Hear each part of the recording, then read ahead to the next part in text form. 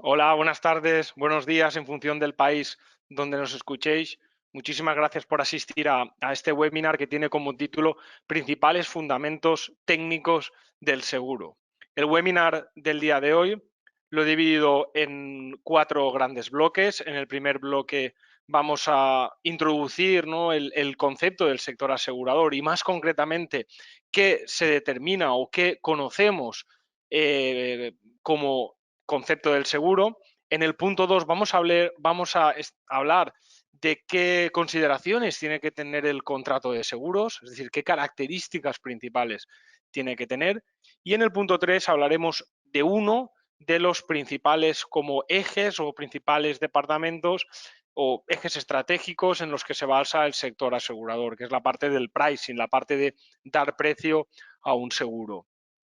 Posteriormente, y para concluir, finalizaremos o realizaremos un pequeño resumen de cada uno de los 3 puntos iniciales. Vamos a hacer un pequeño resumen de la introducción del sector asegurador y aproximadamente nos va a llevar unos 30 minutos. Muy bien, vamos a empezar. En el primer punto, ¿no? ¿Cuál es el principal objetivo de una compañía de seguros? El principal objetivo de una compañía de seguros básicamente es la captación de riesgos. Y cuando hablamos de riesgo hablamos, por ejemplo, como nosotros como personas físicas, pues compramos un coche y al comprar un coche, pues necesitamos contratar un seguro. ¿Y qué hacemos? Transferir parte del riesgo, se lo transferimos a una compañía de seguros. ¿A cambio de qué? A cambio de que esta compañía de seguros adquiera ese riesgo a cambio de una pequeña prima que nosotros pagamos. Hemos puesto un seguro del automóvil, podría ser también un ejemplo en un seguro de hogar, ¿no? Nos compramos una casa y lo que hacemos es, como personas, podemos causar sin una manera intencionada, podemos causar daños a nuestros vecinos, ¿no? Por ejemplo, se nos puede incendiar pues la cocina o podemos tener una fuga de agua en el baño y bueno, eso puede causar daños a terceros, puede causar daños a nuestros vecinos. Entonces lo que hacemos es contratamos un seguro en este caso de hogar, y transferimos ese posible riesgo, esos posibles daños, los transferimos a una compañía de seguros. Esta compañía de seguros adquiere este riesgo y percibe por ello el pago, ¿no? Recibe el pago de la prima que nosotros hacemos. Pero ¿qué características tiene que tener este riesgo, ¿no? Dentro de el objetivo que hemos dicho que es la transferencia de riesgos, ¿qué características principales ha de tener o ha de contener este riesgo? Lo primero que necesitamos hacer es que sea incierto o aleatorio, es decir, si un riesgo es seguro, no se puede asegurar, ¿no? Porque su probabilidad es 100%, es decir, su probabilidad es 1, y por lo tanto no tendría ningún sentido asegurar un riesgo que sí o sí va a acontecer. Y, lógicamente, un riesgo que es improbable, es decir, que nunca va a ocurrir, pues tampoco tiene sentido que se asegure en una compañía de seguros. También en esa línea el riesgo, como hemos comentado, ha de ser posible, ¿no? Ha de tener una probabilidad que tiene que ser distinta a 0 y menor que 1. Tiene que ser exactamente un riesgo concreto, no podemos asegurar un riesgo muy abstracto, porque si el riesgo es muy abstracto, podemos caer en el error de no acotar bien el riesgo y que finalmente la compañía de seguros no se haga cargo en caso de, pues bueno, de que haya una materialización del riesgo, es decir, que el hecho en el cual he asegurado pues acontezca. Tiene que ser lícito, tiene que ser también fortuito, es decir, no puede ser desde el punto de vista intencionado, porque si el riesgo es intencionado, entraríamos en términos de fraude. De hecho, es uno de los grandes problemas del sector asegurador, el fraude. Y, por supuesto, tiene que tener un contenido económico, es decir, tengo que poder cuantificarlo en términos económicos, en una moneda, en euros, en dólares, es decir, tengo que darle un valor en términos monetarios. Muy bien. Todo este riesgo, todo el sector asegurador se rige por una normativa local.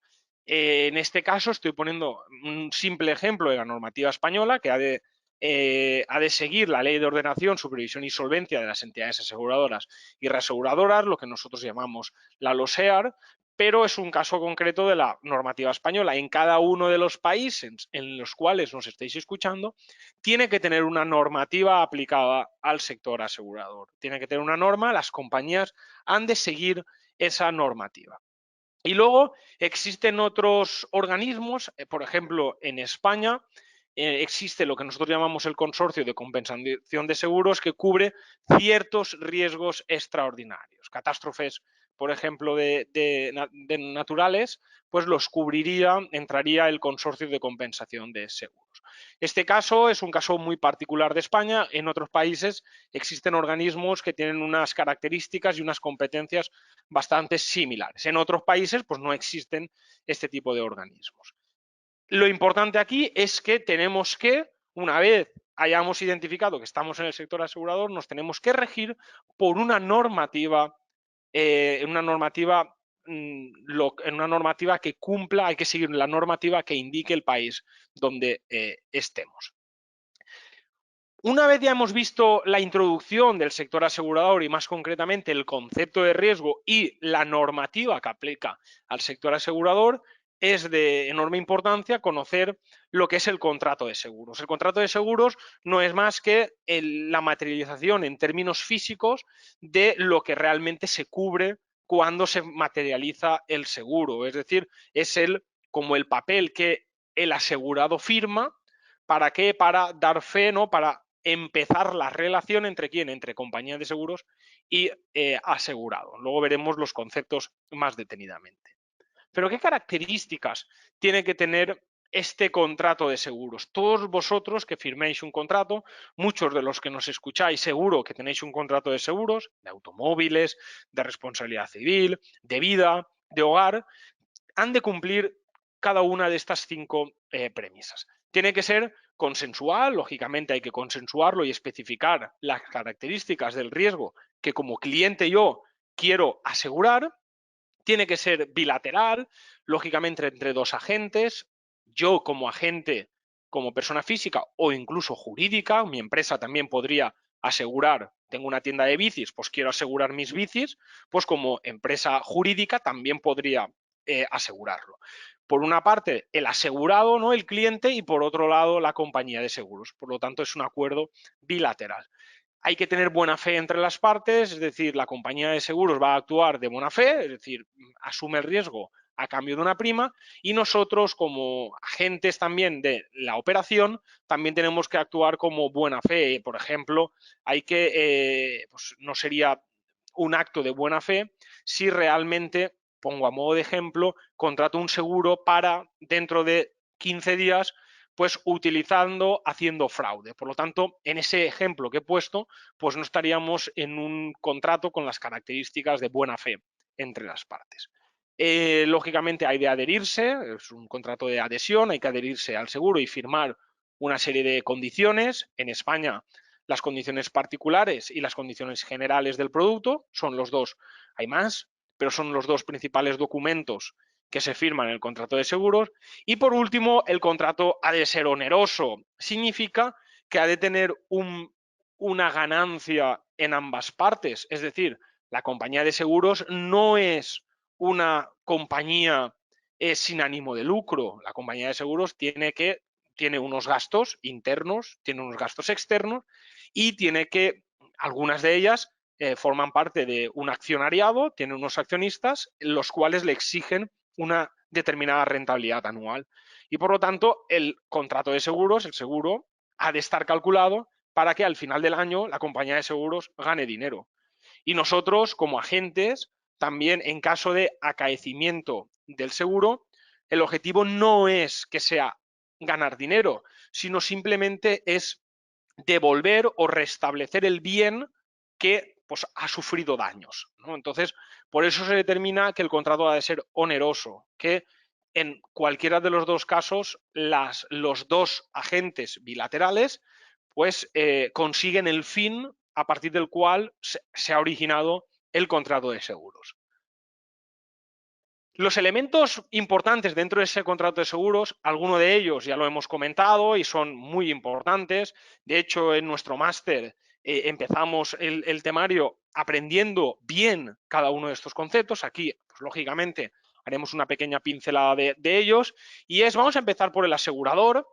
En este caso, el asegurador es la compañía de seguros. Luego tenemos el asegurado, somos nosotros o nuestra empresa como clientes, el asegurado es el cliente.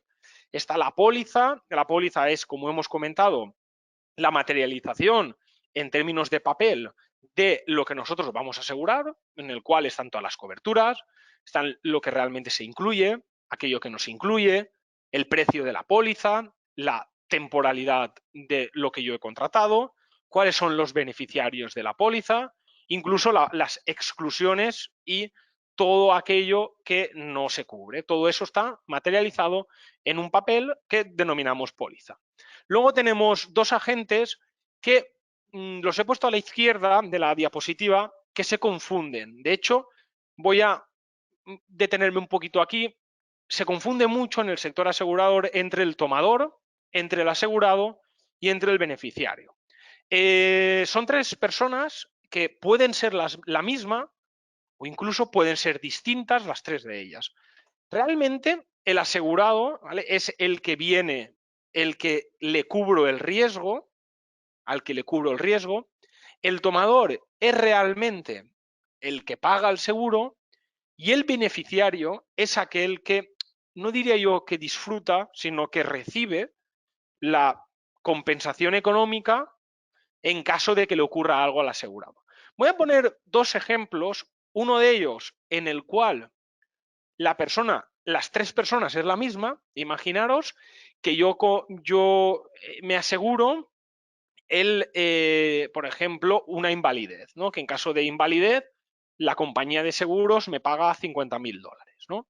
El asegurado soy yo, porque al que estoy cubriendo el riesgo es a mí.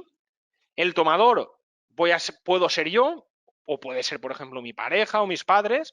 Es decir, quien paga el seguro, en este ejemplo que os estoy diciendo, lo pagaría yo, por lo tanto, el asegurado soy yo, el tomador soy yo, y el beneficiario también soy yo. En caso de que me invalide, pues recibiría yo los 50.000 o 60.000 dólares o euros que había dicho.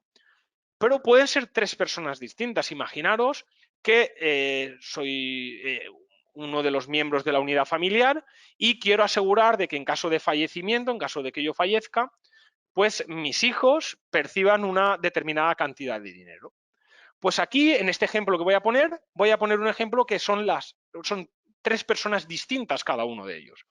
El asegurado soy yo, porque el asegurado es que en caso de que yo fallezca, por lo tanto, el asegurado al que está el seguro, el riesgo, lo tengo yo, el riesgo de fallecer.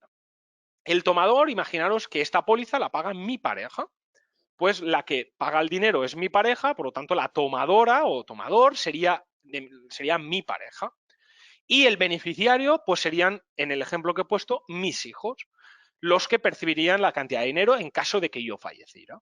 Hemos visto en este segundo ejemplo cómo los tres elementos, las tres personas, son completamente distintas. O el primer ejemplo en el cual las tres personas, que era el caso de la invalidez, pues son iguales. Estos tres conceptos se confunden enormemente y en la jerga de sector asegurador pues se confunden mucho. Una vez estás dentro del sector y trabajas, pues los dominas, pero fuera del sector asegurador pues es bastante habitual. Muy bien, más o menos llevamos yo creo que el 50%, ¿no?, de este webinar. Vamos a introducirnos en una temática de las múltiples que hay en el sector asegurador, pero no por temas de tiempo, pues no nos da ver, pero vamos a entrar en una dinámica bastante importante, una temática en la cual gran parte de las compañías de seguros pues ponen su foco, ¿no? Y es el pricing, es cómo ponen precio las compañías de seguros, cómo establecen el seguro de coches que pagáis, 225 dólares, 225 euros, cómo se llega a determinar ese precio o, por ejemplo, cómo se determina el seguro de vida. Nosotros aquí vamos a ver un ejemplo real de cómo determina el precio de un seguro de vida. Un seguro de coches, pues no es que se hiciera de la misma manera, pero se tendría que realizar con los pasos que nosotros vamos a indicar en los siguientes minutos, ¿no? Insisto, estamos viendo una de las patas, ¿no?, y más importantes del sector asegurador, que es la parte de tarificación, la parte de pricing. Hay muchísimas patas importantes en el sector asegurador, como las patas de provisiones, la pata de reservas. Una pata muy importante, la pata de risk management, los riesgos inherentes al sector asegurador. Otras patas importantes, como por ejemplo todo el tema del Big Data y las técnicas InsurTech. Toda esa parte, pues lógicamente no lo vamos a ver aquí por término del tiempo, pero insisto, esta sería una de las 4 o 5 grandes patas de nuestro sector. Muy bien, ya contextualizado la temática, vamos a, bueno, a tratar, a hablar de ello. Lo primero, cómo el objetivo final, que no inicial, el objetivo final es calcular la prima de recibo, como veis en la diapositiva inferior de vuestras pantallas.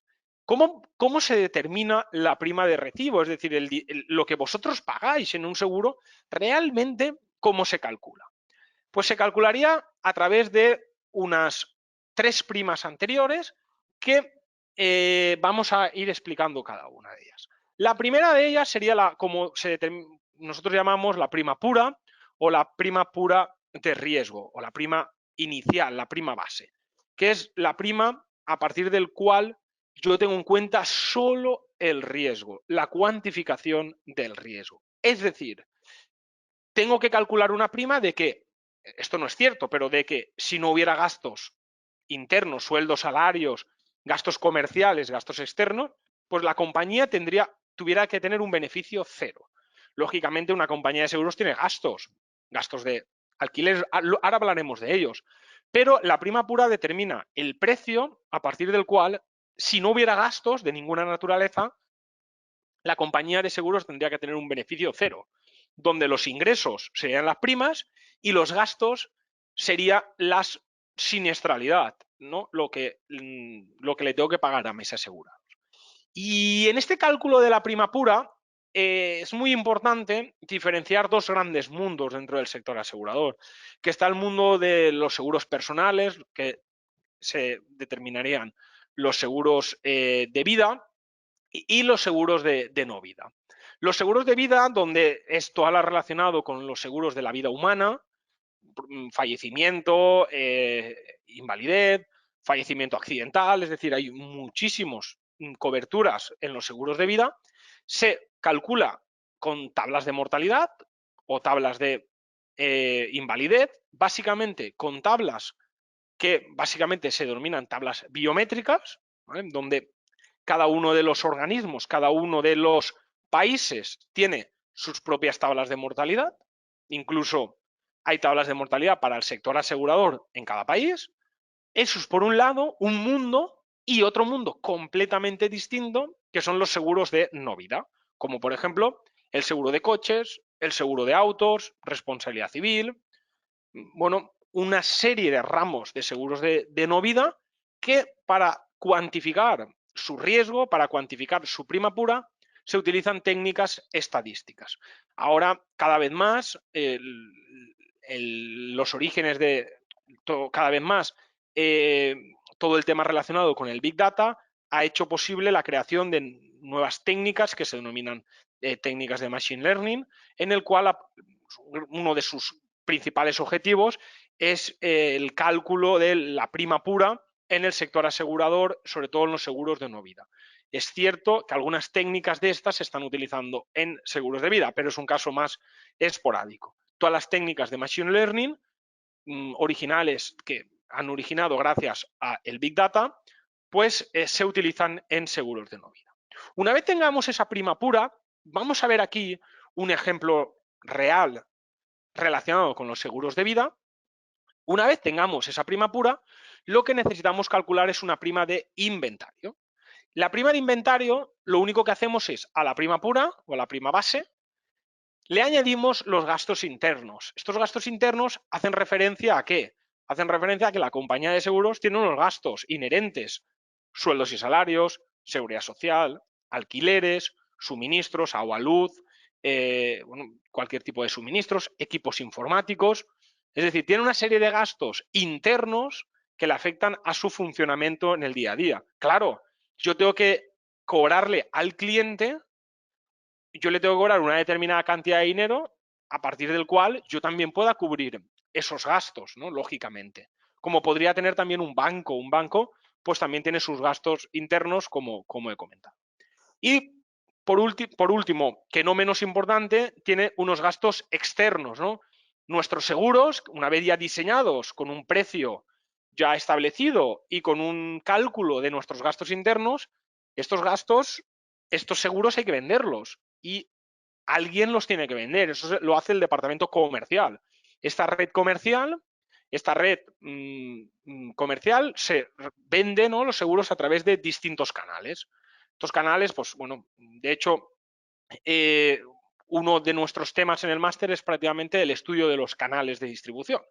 Así, a modo de ejemplo, pues tenéis los canales tenéis el canal de agentes, está el canal de corredores, canal de brokers, pues todos estos canales, todas estas personas físicas o jurídicas, pues perciben una comisión del 20%, del 30% por vender nuestros seguros. Pues claro, esto el cliente pues también lo ha de pagar porque es un gasto, en este caso, externo, porque es un agente exterior el que lo suele vender este tipo de seguros. Y por último, ya que ya no depende exclusivamente de las decisiones de la compañía de seguros, sino del país en el cual estemos vendiendo nuestros seguros, que son los impuestos. Hay algunos países en los cuales los seguros no tienen impuestos. En España, concretamente, sí. Entonces, a esa prima comercial habría que añadir unos impuestos para llegar finalmente a la prima que paga el cliente, ¿no? Que paga. Por lo tanto, se tienen que tener en cuenta la parte de impuestos. Y finalmente llegaríamos a la prima de recibo. Muy bien, como hemos dicho, la prima vamos a comentar un poco más detenidamente la prima pura, pues desde el punto de vista de seguros de no vida, pues yo he puesto un ejemplo, una de las técnicas que son los GLM, son técnicas de regresión, es cómo se calcula esa prima pura en autos y hogar. Y en los seguros de vida depende un poco del producto. Si son productos de vida riesgo, donde se cubre la garantía de fallecimiento, pues no voy a detenerme porque vamos a hacer el ejemplo de esa parte. Y luego en los productos de ahorro, que son los que, por ejemplo, vas ahorrando hasta la jubilación, pues la prima pura pues coincide con las aportaciones que hace el cliente, ¿no? Es verdad que luego tiene unos gastos que son un porcentaje, pero principalmente lo que paga el cliente casi todo es prima pura en la parte de ahorro, ¿no? Y esa aportación pues va destinada a un fondo que se va capitalizando. Eso, el cálculo de la prima pura. Bueno, la parte de la prima pura en no vida se pueden, como hemos comentado, hacer de muchísimas maneras.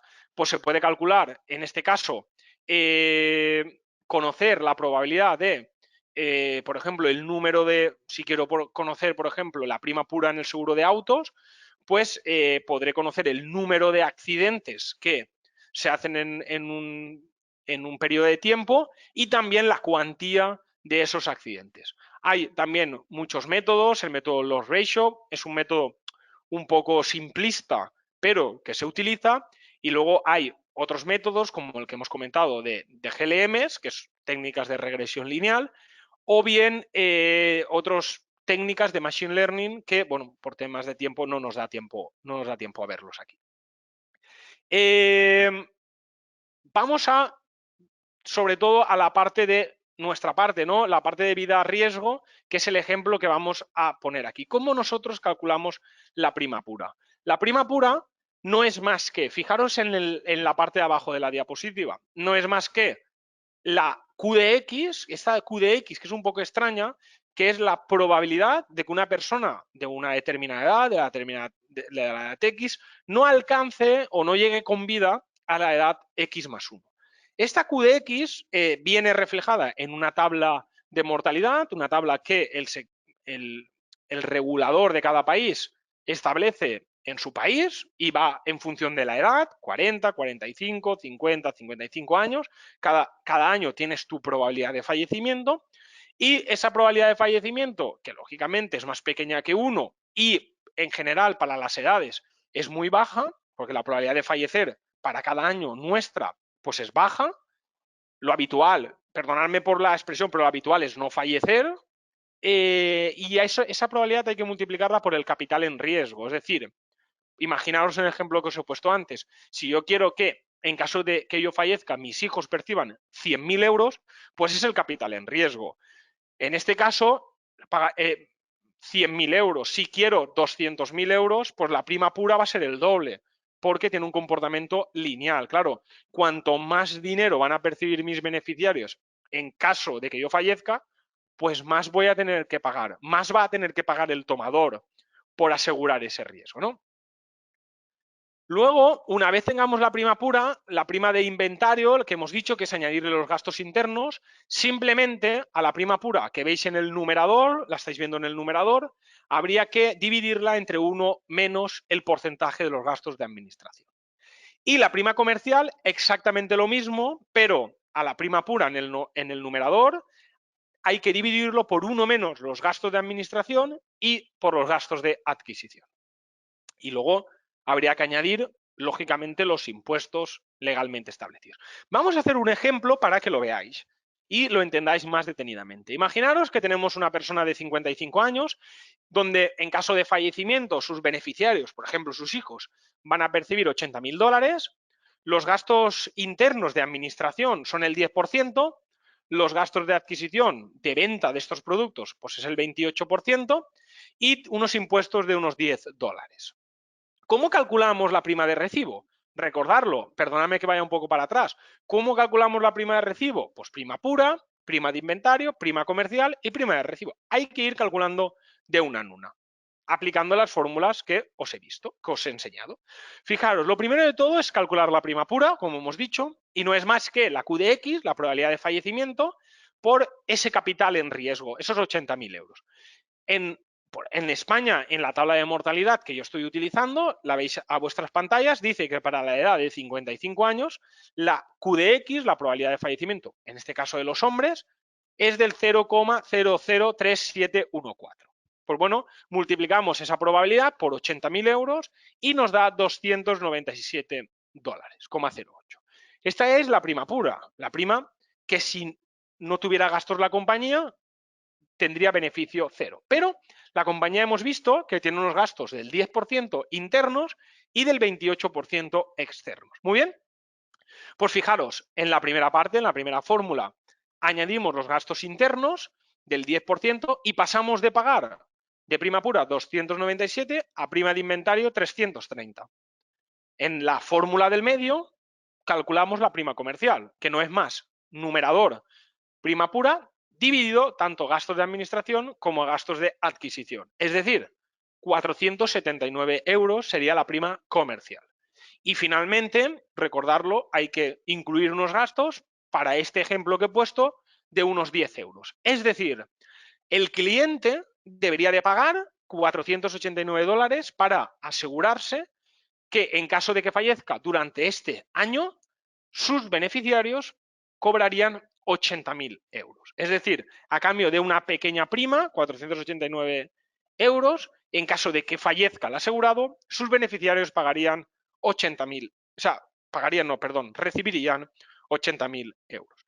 Y esos 489 corresponden a 297 de prima pura, 330 menos 297, aproximadamente 33 euros de gastos internos, luego 479 menos 330, aproximadamente unos 140, 150 euros de gastos externos y 10 euros de impuestos. Y así formaría parte los 489 euros. Ese es el precio, así es como se calcula el seguro de vida a riesgo. Hemos visto uno de los ejemplos de una tipología de seguros, pero hay muchísimos más tipos de seguros. Muy bien.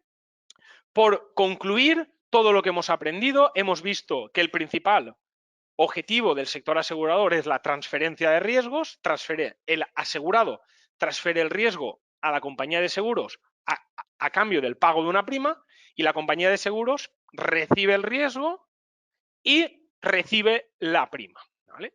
Hemos visto las características de ese riesgo. Ese riesgo tiene que ser incierto, tiene que ser con contenido económico, tiene que tener una serie de características para poder, tiene que ser, por ejemplo, posible, no puede ser un riesgo que sea imposible, tienen que tener una serie de características principales para considerarlo un riesgo. Hemos visto en el segundo punto las características del contrato de seguros. Este contrato de seguros, recordarlo que tiene que ser pues, bilateral, de adhesión voluntaria, de buena fe entre las partes, tiene que tener una serie de características. Y hemos visto también, muy importante, los distintos agentes que intervienen en el contrato de seguros. Y hemos realizado un especial hincapié en la diferencia entre tomador, asegurado y beneficiario. Y por último, hemos visto en el punto 3 el pricing, la tarificación del seguro. Hemos visto cómo se calcula el precio de un seguro y hemos visto un ejemplo detenidamente de cómo se calcula un producto de vida-riesgo. Y por mi parte, nada, agradeceros enormemente haber asistido al webinar de hoy y os espero a todos en el próximo webinar. Muchísimas gracias.